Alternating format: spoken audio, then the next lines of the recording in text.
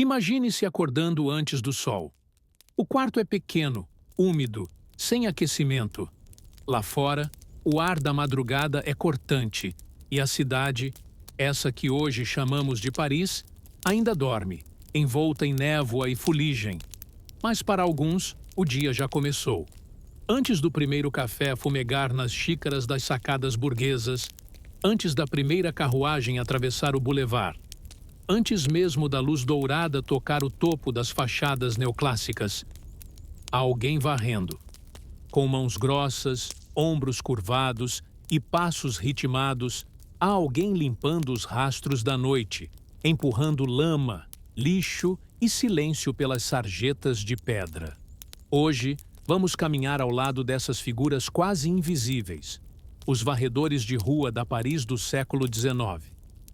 Neste episódio, você vai sentir o peso dos cabos de madeira áspera entre os dedos enluvados de lã fina, ouvir o som das vassouras contra o paralelepípedo molhado e descobrir uma rotina feita de frio, de repetições e de uma dignidade quase silenciosa.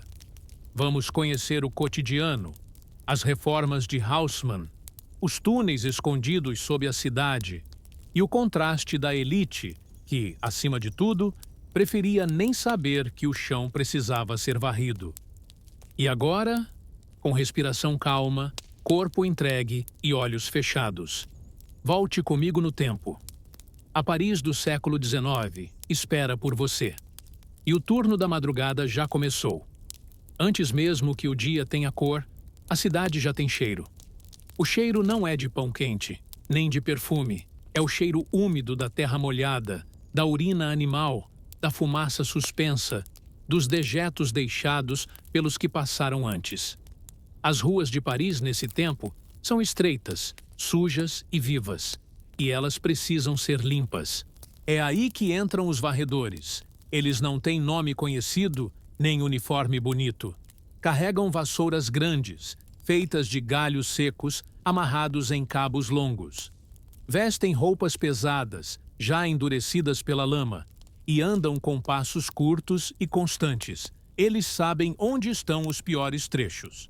Sabem onde a água escorre devagar, onde o lixo se acumula sem que ninguém note. A cada manhã, saem em grupos, como uma pequena marcha silenciosa. Carregam consigo um balde, uma pá de ferro e, às vezes, um pano amarrado no pescoço. Não como proteção, mas como consolo contra o cheiro.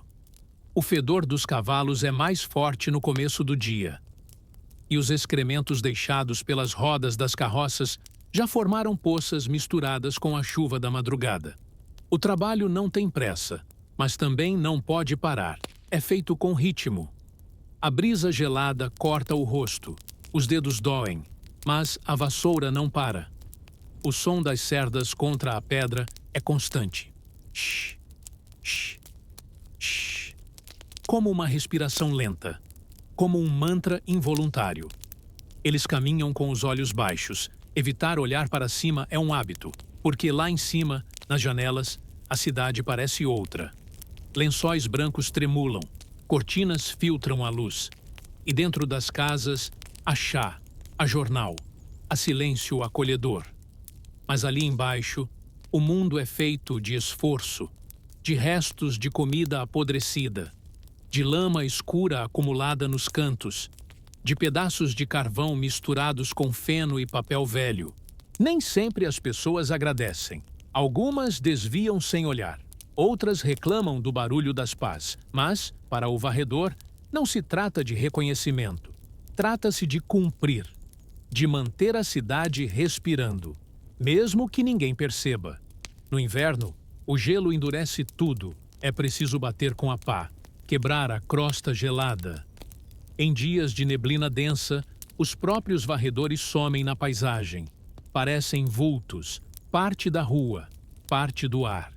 A jornada é longa, e quando o sol finalmente toca os telhados, eles ainda estão ali, com botas encharcadas, palmas das mãos ásperas e um cansaço que não se vê, mas que se sente em cada passo. Muitos começam aos 12, 13 anos, filhos de outros varredores. Meninos que já nasceram com os ombros inclinados, com a pele marcada pelo frio. Aprendem cedo a não reclamar, a calçar os mesmos sapatos molhados, a segurar firme o cabo da vassoura, a conviver com o cheiro que não sai nem com sabão. As mãos criam calos que não somem. A lã das roupas coça, e os pulmões se enchem, dia após dia, de partículas invisíveis. Carvão, fuligem, poeira da cidade que cresce rápido demais. Mas eles seguem, mesmo quando a chuva vem, mesmo quando o vento gela os ossos. Em alguns dias, o sol aparece tímido, refletindo nas poças, e por alguns instantes tudo brilha. As pedras lavadas, o chão varrido, os restos levados para longe. E eles, apesar do cansaço, olham em silêncio e então voltam a varrer. Porque em Paris, no século XIX, tudo o que reluz precisa ser limpo antes. E esse brilho, quase sempre, começa com eles. Enquanto os varredores enfrentavam a cidade pelo lado de baixo, havia outro homem que a enxergava de cima. Não das sacadas, mas dos mapas. George Eugène Haussmann, nome que hoje ecoa em avenidas largas e praças simétricas, era um administrador de mente meticulosa e senso estético afiado. Não era arquiteto, era prefeito. Mas, sob sua gestão, Paris deixaria de ser um emaranhado medieval para se tornar a metrópole que conhecemos. Nascido em 1809, Haussmann foi nomeado pelo imperador Napoleão III com uma missão clara: transformar a capital. Mas não se tratava apenas de beleza. Era também, e principalmente, uma questão de saúde pública. A cidade era sufocante. Ruelas estreitas, esgotos a céu aberto, epidemias recorrentes. O objetivo era reorganizar, e reorganizou, com régua e precisão. Haussmann abriu avenidas retas, cruzamentos amplos, largas calçadas arborizadas, ruas onde o ar circulava, onde o sol entrava, onde a autoridade podia se fazer presente. Cada corte na cidade era também um corte na história. Prédios demolidos, bairros inteiros reposicionados. Era como redesenhar um corpo em movimento. Ele introduziu sistemas modernos de saneamento. Trocou os velhos canais de esgoto por túneis subterrâneos, largos o bastante para que carruagens circulassem por dentro. Criou parques públicos, não como luxo, mas como pulmões urbanos. Implantou sistemas de numeração, padronizou fachadas, uniformizou alturas dos edifícios. Os varredores continuaram varrendo, mas agora as ruas que limpavam eram outras, mais largas, mais visíveis, mais expostas. E com isso, o trabalho mudou. A sujeira deixou de se esconder nas curvas das vielas. Passou a se acumular em pleno centro. E varrê-la se tornou também um ato público. Haussmann era detalhista, mas impopular. Muitos o viam como autoritário, frio, sem compaixão pelos moradores desalojados. Mas ele não buscava aplausos, buscava ordem. E em cada traço novo da cidade havia algo de obsessivo. Uma busca por controle, por simetria, por clareza. Disse que ele caminhava pelas obras em silêncio. Observava, anotava, reorganizava, sem pressa, sem afetação. Como quem entende que transformar algo grandioso exige tempo e distância emocional. Quando deixou o cargo, Paris já era outra. A cidade ainda cheirava a fumaça e lama. Mas agora havia perspectiva. Pontos que realmente impressionam. Alinhamento. As sombras projetadas pelos edifícios formavam desenhos calculados no chão. E para os varredores, isso também significava algo. O espaço por onde empurravam suas vassouras já não era um labirinto escuro. Era um palco. Um corredor de pedra iluminado por faróis a gás. E mais tarde, luz elétrica. O mundo ao redor mudava. Mas os braços que limpavam esse mundo seguiam os mesmos. Se a Paris dos varredores era feita de ruas e avenidas, luz e fuligem, havia outra Paris. silenciosa, escura, escondida, logo abaixo. Um mundo subterrâneo que poucos conheciam bem. Um emaranhado de túneis, galerias, passagens e ossuários. Um espaço onde o tempo parecia preso entre pedras e ecos.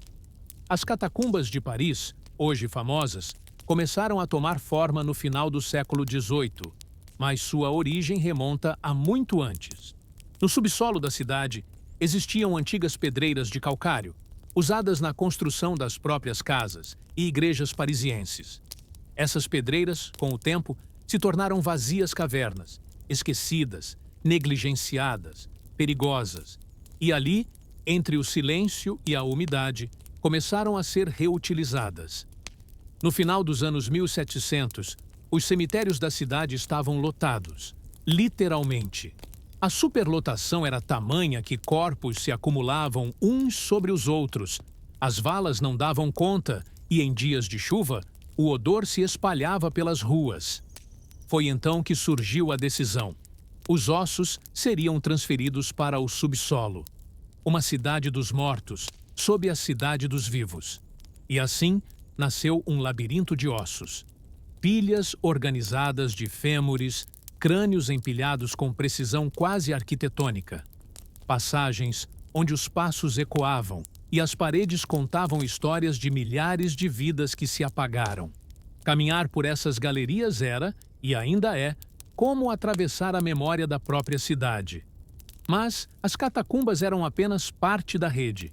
Existiam outras passagens, túneis técnicos, canais de drenagem, antigos corredores usados por monges, por exércitos, por ladrões. Alguns levavam a lugar nenhum, outros a portas trancadas há séculos. Havia rumores de escadarias escondidas sob padarias, de alçapões em porões de livrarias antigas, de entradas que surgiam e desapareciam conforme a cidade se transformava. Durante a reforma de Haussmann, muitos desses acessos foram mapeados, ampliados, selados ou destruídos. Mas alguns resistiram. E, de tempos em tempos, surgem histórias de alguém que ouviu um som estranho vindo do chão, de um trabalhador que encontrou um corredor sob uma laje, de adolescentes que se aventuraram por galerias escondidas. Esses caminhos subterrâneos não faziam parte do dia a dia dos varredores, mas eles sabiam da existência. Alguns tinham histórias na família. Outros ouviram relatos de colegas que, ao baterem o cabo da vassoura contra uma tampa de ferro, escutaram um som oco, um vazio ali embaixo. Era como se a cidade guardasse um segredo. Um coração batendo sob camadas de pedra. Uma Paris que respirava devagar, longe do brilho das vitrines, do tilintar das carruagens, do perfume nas sacadas. E pensar nisso, à noite, fazia muitos parisienses dormirem inquietos, porque caminhar pelas ruas podia ser previsível. Mas imaginar o que havia sob os próprios pés era outra história. Hoje, muito do que existia foi catalogado, interditado ou esquecido. Mas a sensação permanece. A ideia de que Paris tem camadas, que sob cada rua lavada pela chuva, há poeira antiga, que sob cada passo, há passos mais antigos ainda. E enquanto o mundo continua em movimento na superfície, lá embaixo, o tempo repousa. Enquanto os varredores iniciavam suas jornadas antes do nascer do sol, e enquanto os ecos das catacumbas repousavam sob as pedras da cidade, havia uma outra Paris, distante, elevada, banhada de luz. Uma Paris feita de janelas amplas, pisos encerados e lençóis trocados com frequência. Uma Paris onde o dia começava não com esforço, mas com suavidade. Os parisienses mais abastados acordavam devagar. O quarto era aquecido por lareiras elegantes, e o primeiro som do dia não era o das rodas na lama, mas o tilintar de louças finas trazidas em bandejas. Café com leite, pães amanteigados, frutas cortadas. O café da manhã servido na cama não era um capricho, era um hábito. As mulheres permaneciam sob mantas pesadas, vestindo camisolas de linho bordado. Os homens de hobby sobre a roupa de dormir, liam jornais. A luz entrava filtrada por cortinas de renda e os tapetes abafavam os sons dos passos. Tudo era planejado para parecer leve, perfumado, discreto. Era uma forma de vida que escondia o esforço, que esquecia ou fingia esquecer o que acontecia do lado de fora. A água para o banho era trazida aquecida, em jarras fumegantes. As criadas esvaziavam os bules antigos em bacias de porcelana. Algumas residências tinham já os primeiros sistemas de encanamento, uma modernidade que ainda era novidade. Mas mesmo quando não havia, o conforto era garantido por uma sucessão de gestos feitos por mãos que não descansavam. Enquanto as ruas ainda cheiravam a cavalo e cinza, os andares superiores exalavam lavanda. Perfume aplicado nas roupas de cama, nos lenços. As roupas estavam sempre limpas, passadas, guardadas em armários forrados com papel perfumado. Havia tempo para escolher acessórios, para ajeitar cabelos, para decidir entre um chapéu largo ou uma cartola discreta. As conversas da manhã giravam em torno de compromissos sociais, de cartas recebidas, de novidades nos salões. A cidade que despertava nas alturas era calma, organizada, silenciosa. A cidade de baixo, aquela da sarjeta, sequer era mencionada. Era como se existissem dois mundos, um que precisava manter a fachada, outro que cuidava da base. Às vezes, ao abrir as janelas, os sons da rua subiam, os passos apressados dos operários, os gritos dos vendedores ambulantes, os sons metálicos das rodas nas pedras. Mas bastava fechar a vidraça ou puxar a cortina e tudo sumia. A manhã seguia protegida, isolada pela arquitetura e pela conveniência. Nas grandes casas, os varredores não existiam como pessoas. Eram parte da paisagem. Eram vultos no canto do olho, movimentos ao longe. E ainda assim, cada manhã limpa, cada rua livre de lama, cada entrada de loja bem varrida, era obra deles. Enquanto os varredores seguiam invisíveis, os salões se enchiam de luz. As damas saíam para passeios curtos, os homens para reuniões. As crianças iam à escola com roupas engomadas. A Paris da elite pulsava com leveza, mas apoiada, sempre, sobre os ombros de quem havia começado o dia horas antes. E assim, no mesmo espaço, duas realidades coexistiam. Uma feita de rendas e bandejas, outra de vassouras e poças. Ambas caminhavam juntas, sem se olhar. Uma sustentava a outra. Uma fingia não ver, mas estavam ali, lado a lado, em silêncio. E enquanto a cidade despertava, os varredores, cansados, sujos, mas discretamente orgulhosos, já se afastavam. Deixavam as ruas para trás, como quem entrega uma sala pronta para a visita. A Paris da manhã estava posta, e, no alto das sacadas, alguém se espreguiçava. A cidade dorme, mas nunca em completo silêncio. Muito antes da primeira conversa no mercado, antes da primeira risada nas calçadas, antes mesmo do sino da igreja marcar a hora, Paris já emite sons próprios. Sons baixos, abafados, quase escondidos, mas contínuos. Imagine-se ali, deitado em um colchão fino, coberto por uma manta de lã áspera, ouvindo o vento arrastando folhas secas pelas calçadas, a água pingando de uma calha torta, o ranger de uma carroça solitária, passando devagar, e, ao fundo, o som de vassouras. Shhh, shhh, shhh. O arrastar rítmico contra a pedra, como um relógio ancestral marcando o compasso da limpeza. Cada varredor tem seu próprio ritmo. Alguns mais rápidos, outros mais lentos. Mas todos seguem o mesmo propósito: preparar o palco antes que os olhos se abram. E o som que produzem é um lembrete suave de que alguém já está acordado.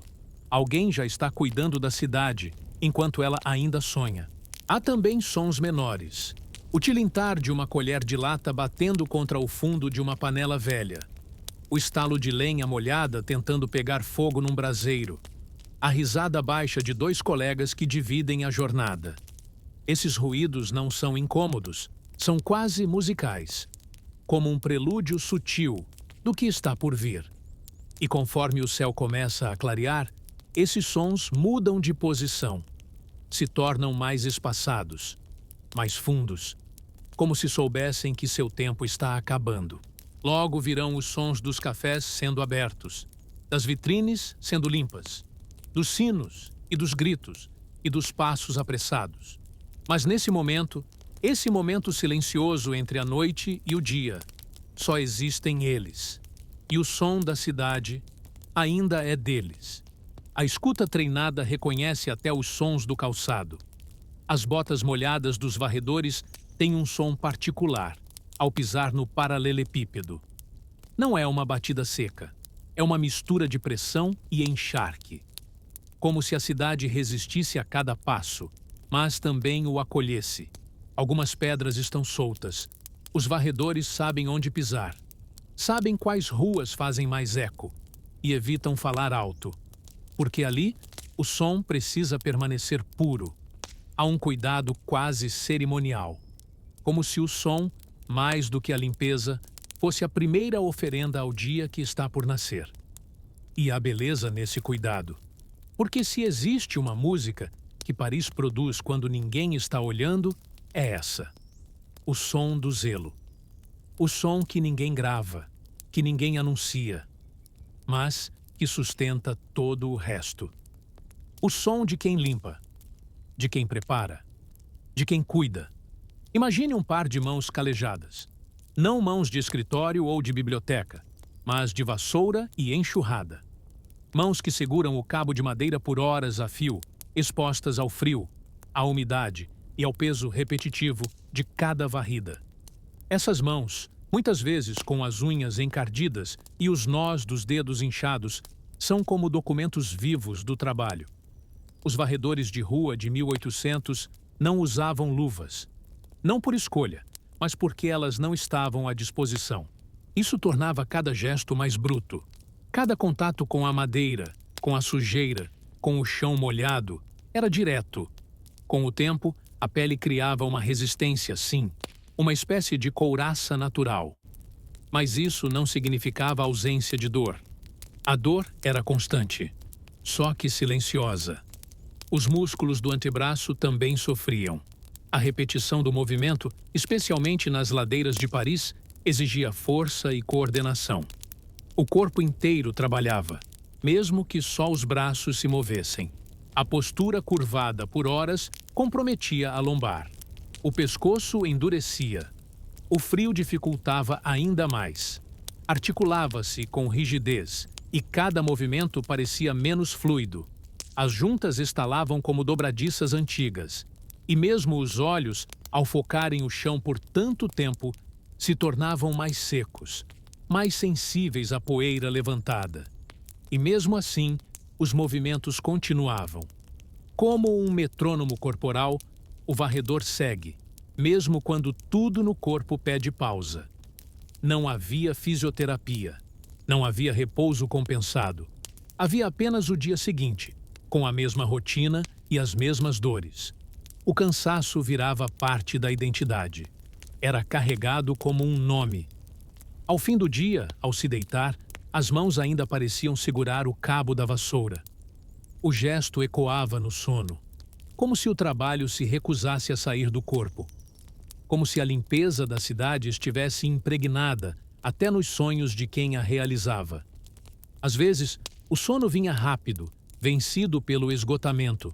Outras vezes, era inquieto, cheio de microdespertares provocados por dores musculares, cãibras ou coceiras. O corpo, embora parado, seguia trabalhando. E no dia seguinte, a rotina recomeçava.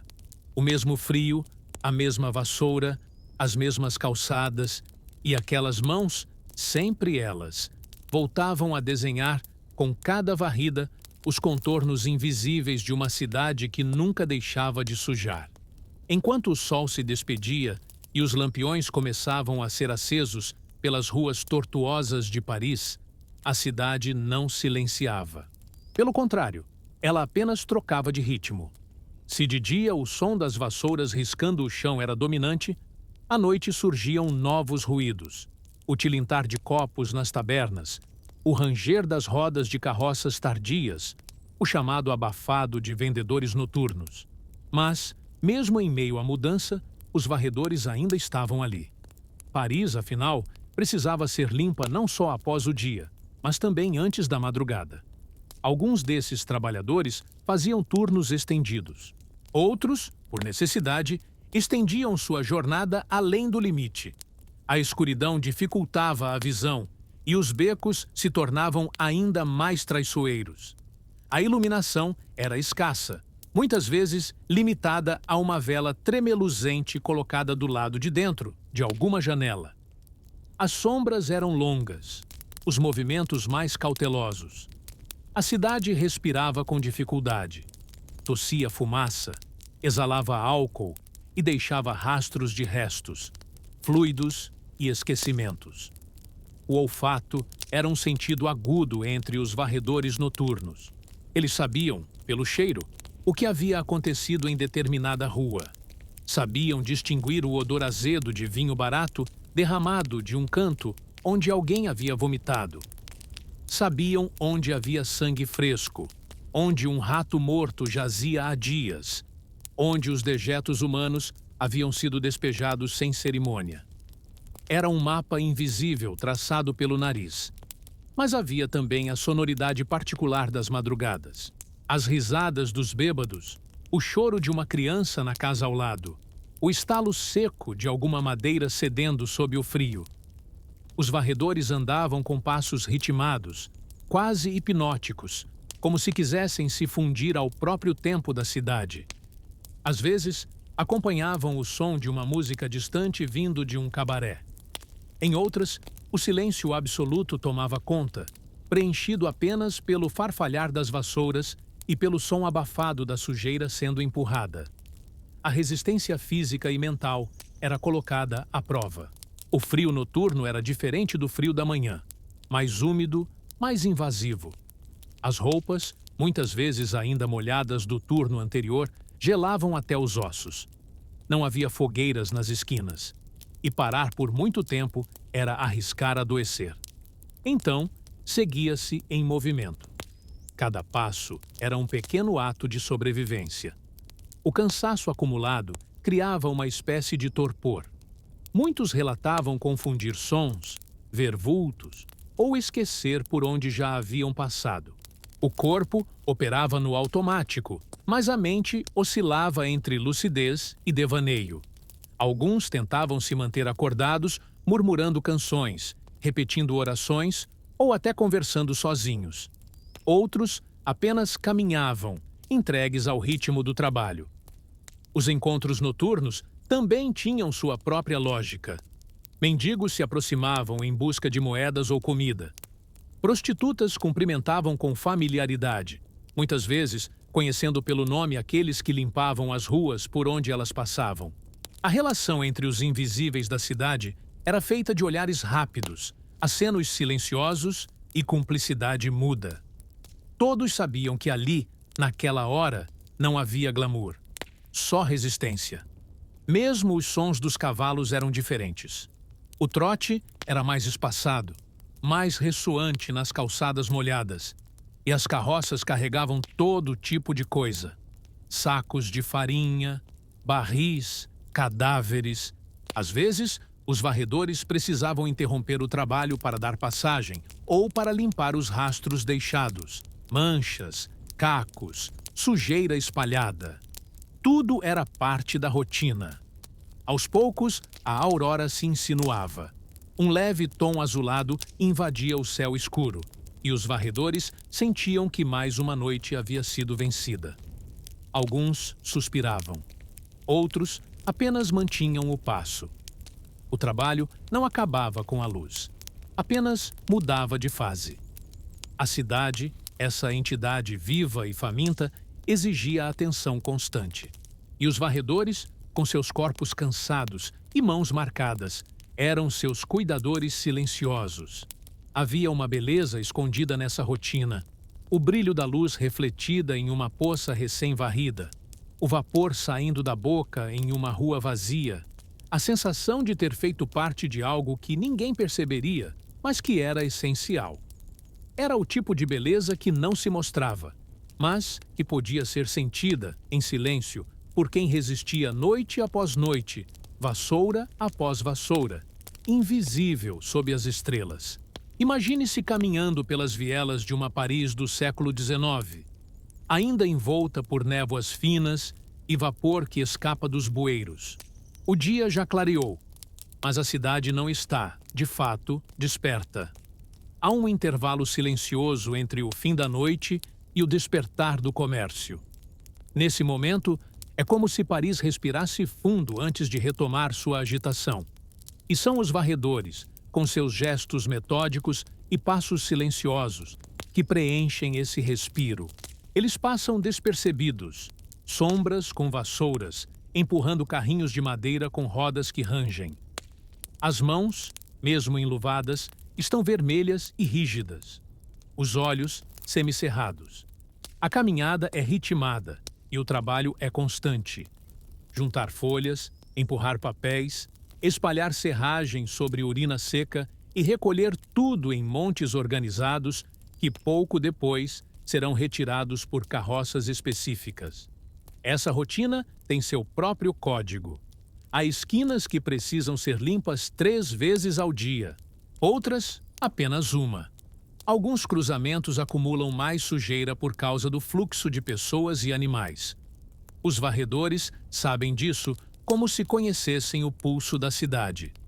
Sabem que à frente da padaria haverá farinha espalhada, que próximo ao açougue haverá serragem com sangue coagulado, que na rua do teatro encontrarão cartazes rasgados e confetes do espetáculo da noite anterior. A organização é impressionante. Existem rotas e mapas invisíveis seguidos com precisão. Cada trabalhador tem sua área, seu ritmo. Os supervisores, também ex-varredores em sua maioria, caminham entre eles, observando, corrigindo pequenos detalhes. O trabalho é feito sem alarde. Uma orquestra silenciosa, onde cada som, o arrastar das cerdas, o bater dos carrinhos, o rangido das carroças, compõe a trilha sonora de uma cidade em recuperação. Os uniformes, embora simples, são padronizados. Botas resistentes, calças escuras, camisas de algodão grosso e coletes puídos. Alguns usam boinas. Outros preferem lenços amarrados na cabeça. Há um certo orgulho silencioso em estar limpo enquanto se limpa.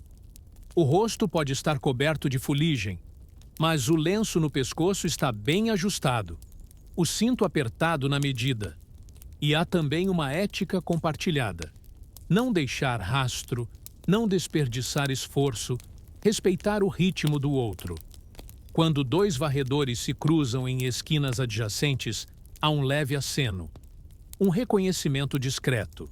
E seguem. Esse momento entre o fim da madrugada e o início da manhã é talvez o mais invisível de todos. É quando a cidade ainda está acordando, mas já parece limpa. Quando os cafés ainda estão fechados, mas as calçadas já estão secas. É quando o invisível se torna essencial. E os varredores, figuras que poucos reparam, já deixaram para trás mais de metade de seu turno, carregando nos ombros o peso da noite e nas mãos o cuidado pela cidade que todos verão sem saber por que parece tão limpa. No silêncio posterior à alvorada, quando as primeiras carruagens elegantes começavam a cruzar as avenidas recém-limpas e os lojistas levantavam as cortinas de ferro, os varredores se retiravam discretamente. Para muitos, não havia reconhecimento, nenhuma saudação, nenhum agradecimento. Só o retorno para casa, ou para um canto onde pudessem repousar o corpo exausto e as mãos calejadas. Muitos viviam em cortiços apertados, em porões úmidos ou em barracos de madeira montados à beira dos trilhos. Dividiam o espaço com ratos, com outros trabalhadores ou com o silêncio de uma solidão contínua. A água para o banho, quando havia, era fria. O pão, velho. E o corpo, sempre dolorido. Mesmo o ato de dormir era, para muitos, apenas uma suspensão provisória da fadiga. A saúde física e mental dos varredores de rua se deteriorava rapidamente. A exposição constante ao frio, à umidade, à sujeira e aos odores agressivos comprometia os pulmões, a pele, os músculos. Muitos morriam cedo, sem deixar rastros, sem certidão, sem lápide. A morte de um varredor raramente era noticiada. Ela era absorvida pela cidade do mesmo modo que sua vida, silenciosamente. No entanto, havia algo de profundamente humano nesse ofício invisível. Muitos desses trabalhadores desenvolviam um senso particular de pertencimento ao espaço que limpavam. Conheciam cada esquina, cada rachadura nos paralelepípedos, cada sinal deixado pelo cotidiano alheio. Tornavam-se guardiões informais da cidade, observadores atentos da vida que passava, mesmo quando ninguém os via. Havia uma memória que não cabia nos livros, uma história sem registro, feita de passos e resíduos. Se os palácios guardavam retratos, os varredores guardavam lembranças. Da senhora que deixava pães amanhecidos para os cães, do jovem que todas as manhãs deixava cair a mesma carteira, do casal que brigava sempre à frente da tabacaria. Memórias fragmentadas, mas constantes. E, por vezes, mais verdadeiras que os monumentos. O luto por um colega perdido era silencioso. Um aceno, um olhar, uma vassoura encostada com cuidado ao canto. Alguns deixavam flores secas nos cantos da rua, onde o amigo costumava trabalhar. Era uma homenagem sem público, mas repleta de sentido. O reconhecimento entre eles era sutil, mas sólido. Eles se viam, e nesse enxergar mútuo, sustentavam uma dignidade que a sociedade lhes negava. A cidade, por sua vez, seguia impassível. Construía avenidas mais largas, erguia monumentos, limpava fachadas. Mas por trás do brilho havia suor. E atrás da limpeza, mãos invisíveis. Os varredores não escreviam discursos, nem assinavam decretos. Mas eram eles que preparavam o palco da cidade para que os outros pudessem atuar. Com o tempo, os uniformes mudaram. As vassouras ganharam cabos diferentes. Surgiram carrinhos, escovas mecânicas, novos produtos de limpeza. Mas a essência do trabalho, esse contato direto com o que é descartado, permanecia. A função de manter os espaços habitáveis, transitáveis, apresentáveis, continuava sendo, em grande parte, ignorada. No entanto, cada varredor sabia que havia algo quase filosófico naquele ofício. Uma lição diária sobre o que é passageiro, sobre o que deixamos para trás, sobre o que é invisível, mas essencial. A rua, afinal, era um organismo vivo, e quem a limpava compreendia suas dores, seus excessos, suas repetições. Assim, encerramos nosso percurso por essa profissão esquecida. Ou melhor, lembrada apenas quando ausente. Quando a sujeira se acumulava, quando o cheiro se tornava insuportável, quando as calçadas se tornavam intransitáveis. Era então que a ausência do varredor era notada.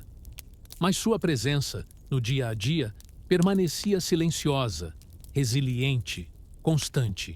Agora que nossa jornada chegou ao fim, talvez você veja as ruas de maneira um pouco diferente. Talvez, ao cruzar por alguém varrendo uma calçada, você se lembre de tudo o que foi dito aqui.